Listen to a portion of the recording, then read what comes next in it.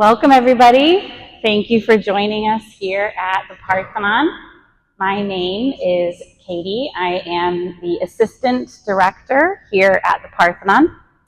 I'd like to thank Metro Nashville Parks and Recreation and Centennial Park Conservancy for sponsoring tonight's symposium and, in fact, our whole entire symposia series that happens each fall and each spring. I also serve as the Archaeological Institute of America Nashville Society Outreach Coordinator, and the AIA is a nonprofit dedicated to the preservation of cultural heritage worldwide. It's part of a larger international organization where I am the VP of Societies, so we oversee 100 local societies in carrying out the AIA's mission. And through this lens, I also see how membership and donations fuel fantastic programming, groundbreaking research, and spark archaeological curiosity. All of these would not be possible without the support of Metro Parks, Centennial Park Conservancy, and AIA Nashville Society.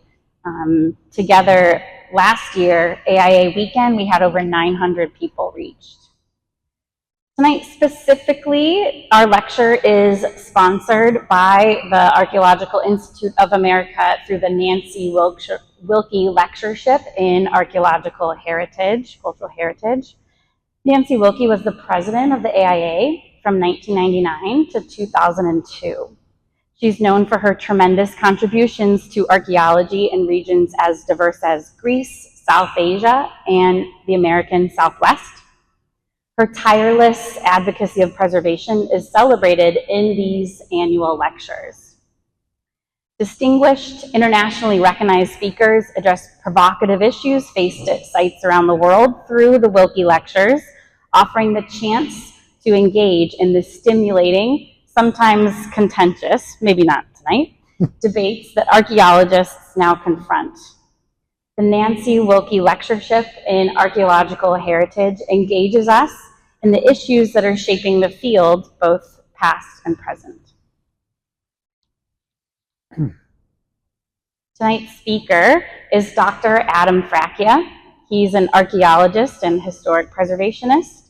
He holds an MA in historical archaeology from Illinois State University and a Ph.D. in anthropology from the University of Maryland. He previously led a community archaeology program in Baltimore, and he's taught at MTSU and the University of Delaware. As Metro Historical Commission's archaeologist since 2022, aka our city's archaeologist, he's collaborated with public and private organizations across Nashville to support archaeological research, preservation of material culture, and develop related public and educational programming. If you haven't yet heard, he also invites volunteers to assist in excavation work or simply observe and enjoy the work in progress. Specifically at Fort Negley, I invited myself out earlier this year to join his crew for the day, and I highly recommend it. And at this year's Current Research in Tennessee Archaeology, or CRETA, which is a day of free presentations on recent research in Tennessee archaeology, I heard him speak about archaeology in Nashville, and I'm excited for him to continue sharing his work here with us today. Thank you so much.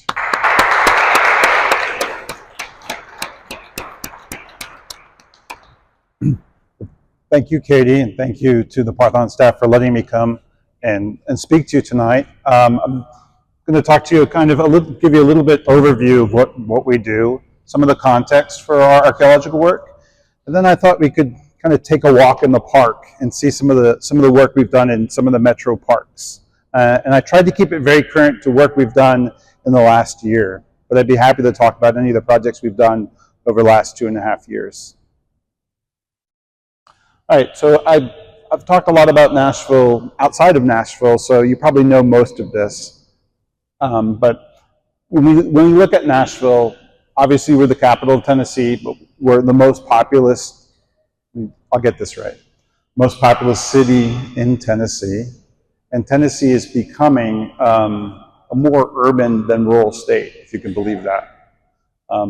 We also have a population of about 700,000, which makes us the fourth most populous city in the Southeast. We're the seat of Davidson County because of our combined city-county government. And we also have a square mile radius area of about 475 square miles. What does that mean? That means we're the 13th largest municipal area in the country. And if you look at the first four, they're in Alaska. So we're within the top 10. So that means we have a lot of area to deal with and to protect. As you know, we're very fortunate in Nashville to have a combined city-county government. Starting in 1963, the government had the wherewithal to realize putting the city and county functions together will better serve the citizens of Davidson County and Nashville. And so we have that combined government with the 6 smaller municipalities that make up Davidson County. And our government is composed of, obviously, a mayor, vice mayor, and we're even more fortunate to have a very representative city council of over 40 members, which is a very unique thing in the United States to have such a large city council. I tell you this because it helps give context, since I operate through as a city employee. Okay, I work for the Metro Historical Commission. We are a city department. We were chartered in 1966, 3 years after the combined city-county government. And as you can see, our mission statement is to document the history and archaeology of Nashville and Davidson County, save and reuse buildings, and really foster education and awareness of preservation and use of these resources. We are a certified local government, and what does that mean? That means the federal government and the state government talks with us and coordinates with us with their actions, usually in Nashville. Our office was composed of about 17 individuals. Unfortunately, it was recently split this year, and now we have about 7 individuals. We lost our zoning commission, unfortunately, to planning. And we also have the position, like Katie said, of city archaeologist, established in 2022. And so I was very fortunate. My boss said, "Congratulations, you have the job. Now what are you going to do?" And so this has very much been building a position and a context for city archaeology in Tennessee, since we don't have a local archaeologist anywhere else in Tennessee. Hopefully we will soon. I know you all know the history of Nashville, but I think it's good to just kind of go over the rich history we have here in Nashville. So our first residents, 13 to 15,000 years ago, maybe even a little bit older than that. The first peoples who came into this area during the end of the Ice Age. If we kind of fast forward really quick, we have people making use of these resources. And then eventually we have kind of the beginnings of very large-scale cities during the Mississippian period about 1,000 years ago. And then if we fast forward even faster, we have the establishment of Fort Nashboro. We have the beginning of a small little town that very slowly grows. And so by 1800, we only have about 345 permanent residents. But as the 19th century progresses, Nashville expands, it grows. We eventually become the county seat of Davidson County. We become the capital of Tennessee by 1843. We become a railroad center, a transportation hub, and partly because of that, during the Civil War, the Union Army comes and takes back Nashville in 1862, being the first capital of the Confederacy, the fall. So the Union actually holds on to Nashville longer than the Confederates ever held on to Nashville. After the war, we see Nashville develop into a manufacturing hub. We see the beginnings of the music industry. We see the civil rights movement, especially with sit-ins, develop in Nashville. And then, of course, we see kind of a burgeoning of this entertainment and music industry, as well as kind of a party destination. I think we're number 2 for bachelorette parties out beyond after Las Vegas. So Why do I bring all of this up? Because all of this is archaeological history too. All right, so we have about 15,000 years of archaeological history that we can document in Nashville. And for about everything but 250 of those years, the only place we can find it is archaeologically. All right, so that heritage is very important to telling the story of Nashville. All right, I know this kind of looks like it has measles, but this is a map from the state that shows archaeological sites, registered archaeological sites. So basically about 770 plus at this point since kind of the beginning of the year. So each one of those is registered with the state. Now, if you think about how many archaeological sites there really are in Nashville, you know, there's tens, hundreds of thousands. Okay, but these are ones that have been registered with the state. And if you look at this map, you can kind of see they follow roadways, they follow waterways. It's very much development driven in terms of how most of these sites are discovered, or they reflect transportation corridors. All right, we have prehistoric sites from the Paleo period through the contact period. We have historic sites really from contact through the present that we can document. We have a large number of Civil War sites as well in Nashville due to the Battle of Nashville. So I thought I'd kind of explain what we do a little bit and walk through some of these different sites we've worked on. So my job as a city archaeologist is to work with other city departments, federal agencies and state agencies to kind of manage these resources. Okay, and unfortunately in Nashville, we don't have a very strong law protecting archaeological resources. So we make recommendations on development projects and we provide guidance. But really it's only at the metro level with metro property that we have a little bit more pull. And so we've been very fortunate in the last 2 years that many of the metro parks have come to us saying we would like to improve the parks, but we're afraid that there are archaeological resources in these parks. What can we do? And so we've kind of developed plans to kind of mitigate and explore these archaeological resources. Okay, one of them being Ravenwood Park. So Ravenwood Park, is anybody familiar with Ravenwood? Oh, okay, 2, 3. All right, I'll orient you. It's near Hermitage. It's in the bend of the Stones River right before it goes into the Cumberland. So if you put on your archaeological hat, it's near a confluence of waterways. What would that mean? It's probably a great place to live, historically as well as prehistorically. And so when we went and looked at this location, the Parks Department said, we don't want to put in a road, we want to put in a parking lot for our greenway, we want people to better access the greenway that runs through this park. And so what we do, contacted volunteers, some students, and we decided to go ahead and out there and test. So if you look on the image to the left, we have students kind of planning out our grid here, and then this map over here kind of shows the location of the parking lot in purple. You see the roadway in purple as well, and then you can see all of these little dots. So what we did was we essentially gridded out. We wanted to know what was in this location, and we did this thing we call shovel test pits, where we dig basically shovels with, it's really hard to talk with that echo, isn't it? Can everybody hear me okay? Okay, great. It sounds really weird up here. So we did control stratigraphic, so by the soil layers, just little holes in a grid pattern so we can tell what's there. And so this is how we planned this out to make sure that where they're going to put the parking lot was okay. We know that there are plenty of prehistoric sites in this vicinity, and so we wanted to test this location.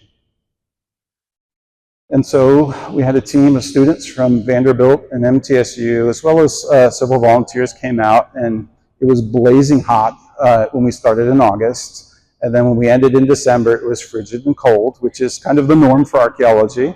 Right now, it's the perfect time to volunteer. If you want to volunteer, the weather's great. But we went ahead and we excavated with these shovel test pits and put in a couple excavation units in areas where we found lots of prehistoric artifacts. We also did a fair amount of historic research. Because most of these places they're never static in time, right? If people liked an area prehistorically, they probably liked it historically as well. And so I know not too many people are familiar with Ravenwood Park, but Ravenwood Park actually had a golf course at one point. So we were excavating and we found essentially layers of sand. Why would we find layers of sand? Why? Because we were digging through the sand trap. All right, so this was a farm field at one point and then became a golf course up until the turn of the century, or turn of the 21st century. And so we were actually excavating really right about here. Okay, so we hit the sand trap and some of these features. I've never excavated a golf course before, so it was exciting. But as an archaeologist, you have to interpret all of these different layers and how people have used this site since the period you're focusing on through the present.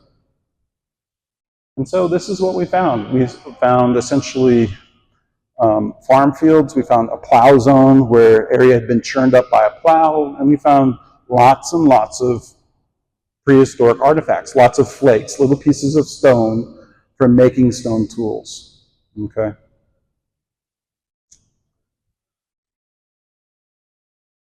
And I know that line looks silly, but what it's showing is we actually found the marks of the bottom of the plow. So do you see how it undulates? So that's the bottom where the plow kind of stopped, which is pretty amazing to see that that's still preserved in the ground. And so we know that most of this site had been impacted by agriculture. We didn't find, in this unit, we didn't find any evidence of any prehistoric features, any hearths or post holes. And so we opened up another unit, and I know it's probably hard to see. Maybe you can see it up front. Can you vaguely see a line right here? Yes? You guys are archaeologists. So we saw this soil differentiation at the bottom, right below that plow zone layer. So that means that this was probably intact before the plowing. Okay. What was it? It was a pipe. So not only was it a golf course, but it looks like they had irrigation on the golf course too. So this happens. All right. So what did it tell us? It tells us there was a lot that, even though this was a prehistoric site, probably village site, it had been greatly impacted not only by agriculture in the 19th century, but by the golf course at the end of the 20th century. And so I wanted to show you some of the artifacts that we're working on from this site. And that's kind of the image on the tray over there. It shows kind of after they've been washed, we start to sort them and figure out what they are. And so there's different piles of stones and in terms of what part of the lithic reduction phase they're in. Okay, and we're starting to cataloging this. I know it's kind of hard to tell what they are. And then this is an image of some of those artifacts. So the first two over to the side are actually ceramic. So they're prehistoric ceramics, and they're cord marked, so you can see those lines going across them. And then the two in the center are pieces of lithic from making stone tools. And then the one all the way on the right here is actually a tool, the beginning stages of making a tool. Maybe a knife, maybe a projectile point. Okay.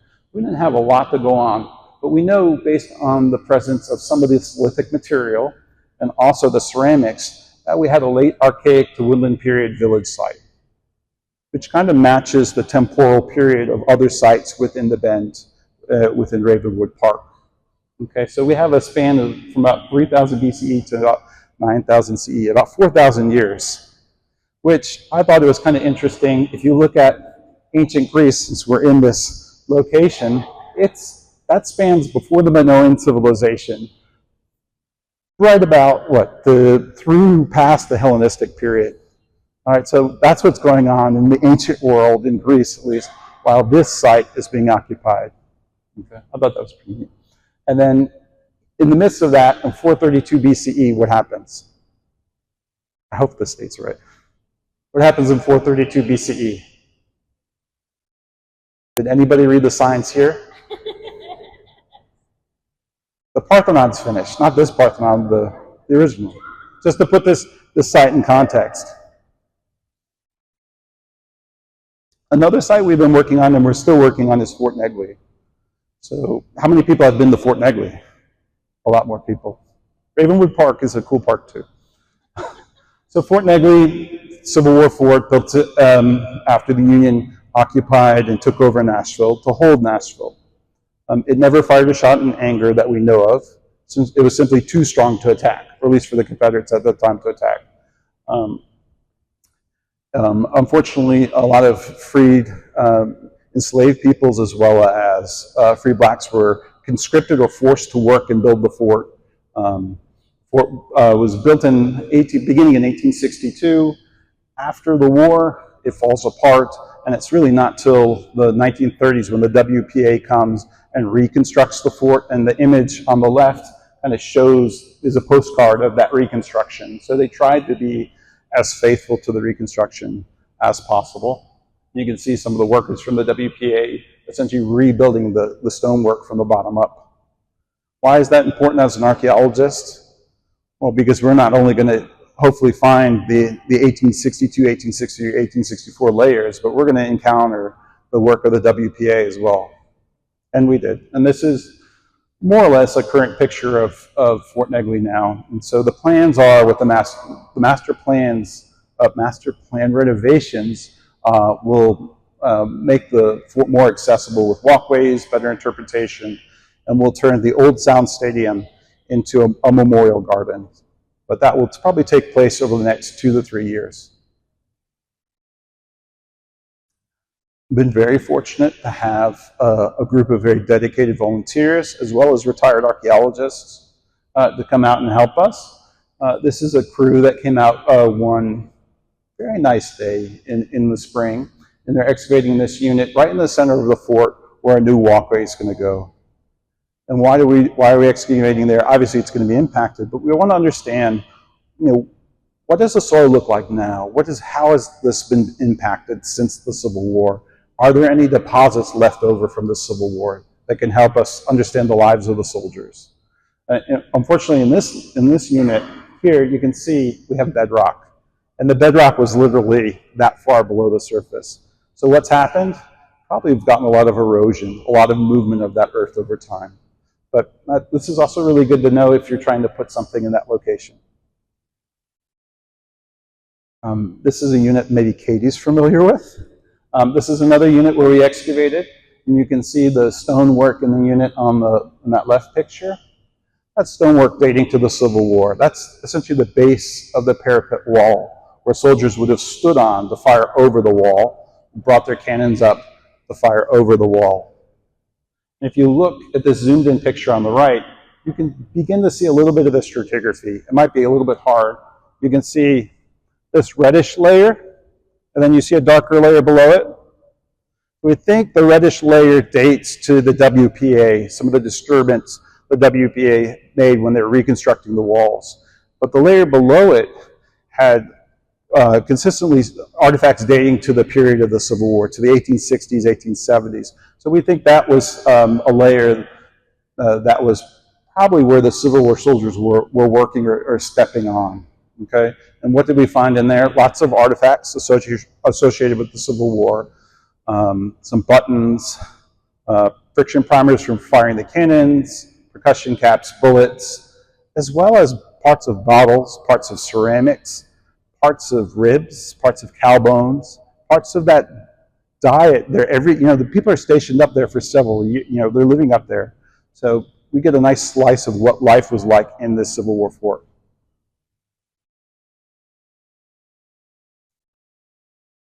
We also are very blessed to have some pictures. And so what I was just showing you is essentially right here. So that's that platform they would have been standing on. And so we essentially documented what was in a photograph, which is pretty neat. We were also able to, let's see if it works, 3D scan it. So they have kind of a better visual of that unit. I thought that was, I'm not very high tech, so I thought that was really cool. But what's also fascinating is you see that wall where they would have stood and fired over this wall. That's not the wall that's there now. If you've been up to Fort Negley and you go up to some of those walls, I can't see over them. Nobody can see over them.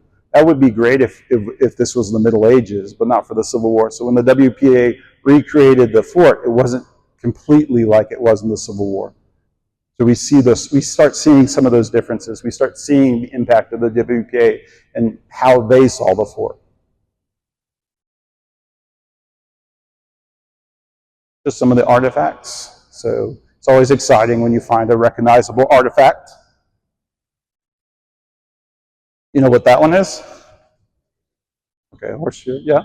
Unfortunately, we were very nervous. That horseshoe was so corroded that if we pulled it we dug around it and pulled it out of the ground, it was going to fall apart. And so we actually took out a whole block of soil with it, and we're going to send that for conservation. We were able to clean up some of these artifacts.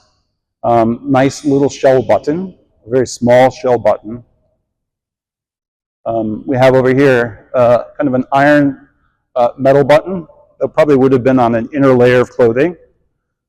You know what this one is? No? Anybody? It's made out of copper. It's a friction primer. So that goes in the end of the cannon, and you pull the string, and it ignites the cannon.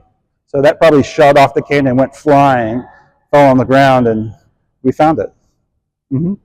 A nice 3-ring mini ball, and then these are very fragile. These are percussion caps. So this would have been at the end of your rifle for igniting the powder in your rifle, and then this one's actually for a pistol. Right, so we excavate a Civil War fort, we expect to find objects like that, but we did find a large amount of animal bones, sawn and butchered animal bones. So it's going to be great that once we analyze and see which animals they were consuming, to understand kind of a little bit about the diet up there at the fort. All right, give you one more example. This is Sevier Park. How many people have been to Sevier Park? It's a great park. So that's the Sunnyside Mansion. That's also my office, or where the Historical Commission has its offices, which is an amazing place to work. We actually have holes in our building. So we've had a lot of renovations in the last 2 years, and we've done a lot of archaeology ahead of those renovations. More recently, we decided to put in a garden. We were supposed to have a cafe open up sometime in the next year, and they wanted to start growing vegetables for that cafe, and so they said, can you look in that back area and see if there's anything there? And of course, there's tons of stuff there, right? So another group of volunteers and students came out and helped us excavate right behind what we thought was a smokehouse. It's not really a smokehouse. And what did we find? Well, I thought it was going to be a very quick excavation, but it ended up taking about 3 weeks. We found all kinds of 19th century, early 20th century deposits. It was a nightmare. It was a nightmare. So you can see some of the stratigraphy here. We essentially found a midden, or a trash deposit, where they were throwing coal ash and refuse from the kitchen, which as an archaeologist is a gold mine. You know, we have a late 19th century deposit. And you can see part of a plate, a Limoges plate here, as well as a pipe. So we have multiple things happening here, a very complex stratigraphy. When you look kind of in profile here, can you see the different layers? So it's really neat to see distinct stratigraphy like that. And you know, all these artifacts are we have recorded in those layers. So we can kind of recreate what was happening in this location and how this pit, we think probably was a pit, was filled in over time, which is really exciting. And this is kind of what some of those artifacts look like. Right? So this is the stage where they just were washed. So this is just one small level from that deposit. You can see just the sheer amount of stuff that came out of there. It's kind of the tetanus special. So we have a whole bunch of can fragment, a lot of nails, large nails. So probably some architectural material. They're probably from the demolition of a different building. Okay. And then some architectural pieces, a large hinge here, and some different pipe fittings. Lots of flower pots. What does that tell you? If somebody cared about decorating and having plants around. Lots and lots of animal bone. You can see some cut cow long bone here. We have lots of turkey and chicken. We have pig. I think we have some sheep. We had some fish bones. So we have a nice, in this case, a really nice slice of kind of the kitchen refuse. In this case, some bottles, dating, and the bottles are great because they're so diagnostic in terms of dating. They help us understand, what we're looking at in terms of a time period, since technology of bottles has changed over time, especially in the late 19th century. Some lamp glass, and then some prehistoric material, some chert flakes, chert cores, more animal bone. I know this isn't a great picture. Right here, a writing slate. So a piece of slate that you had written into a larger piece of slate, and that's what you'd use instead of a pencil, or before pencils. Some very nice Limoges porcelains here. And then probably the majority of that unit was coal and coal ash. So you think about heating a house, what do you do with all that ash? There's no trash pickup. They're not taking hot ash. You're dumping it. And then we found a lot of the artifacts were actually burned as well. So they're probably throwing their trash into the furnace as well. So this, I know this looks kind of messy, but this is kind of the steps we go to. We wash things, and we'll sort them, and we start cataloging. And then we have to figure out, what does it mean? What can it tell us?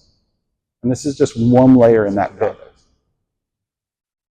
So this is kind of the work we do. We've been very fortunate to work in these parks and areas that are going to be impacted, where there are going to be improvements. We do some work with developers, and we try and do archaeology ahead of that work. But in the case of the parks, it's a great opportunity for the public to come and help us document this history, excavate it, sort it, wash it, and really make sense of it. One other cool thing we've been doing in Sevier Park is ground penetrating radar. So I didn't give you very much context for Sunnyside, but Sunnyside was built in 1853. The earliest building we have, the log structure, we dated with dendrochronology, or tree ring dating, to 1823, 1824. Sunnyside was actually in the middle of the Battle of Nashville. So Sunnyside was kind of the beginning of the Confederate, or the northernmost, one of the northernmost spots of the Confederate Army, an advanced position. So we know on December 15th, 1864, the Union Army actually came and attacked the Confederates here and drove them off the property. And so we have lots of evidence of the Confederate entrenchments, and we have some newspaper articles about the house being used as a hospital afterwards. And so if you've been to Sunnyside, the front yard is very flat and kind of a nice, beautiful space. So we did ground penetrating radar to see what was underneath that ground surface. And so we've been working with the Vanderbilt Institute for Spatial Research, and they came out and they gave a demo to for the public. And they found some weird things, right? Can anybody tell what those are? I can't. But they said they were significant, and it's basically, it sends sound waves into the ground that bounce off of objects and come back. So these are fairly significant objects below the ground at a little, probably about a quarter to half a meter below the ground. So we think maybe these are part of the kind of the Union tents and maybe hospital complex in front of the building. And so what hopefully we'll do in the fall, in the next couple of months, is kind of explore some of these anomalies and see if they are actually intact remnants of the Civil War. This is just one of the tools we try and use, especially if we can't get access to a property in terms of excavation. We'll use ground penetrating radar since it's non-invasive, and it will give us a nice readout of what's below the ground. All right. I also want to plug that this is Tennessee Archaeology Awareness Month, the whole month. We put together this poster. We should have copies of it at the end of the month if you want one, talking about kind of the work that we've been doing and kind of the need for better regulations to protect this archaeological heritage. And this is a great example. This is the Merritt Mansion, which is actually not too far away. There's Fort Negley in the distance. There's downtown, obviously. This building wasn't demolished, but it was actually picked up and moved about 100 feet. And we did some archaeology. The developer let us come in and do some archaeology ahead of its being moved. This is the Merritt Mansion.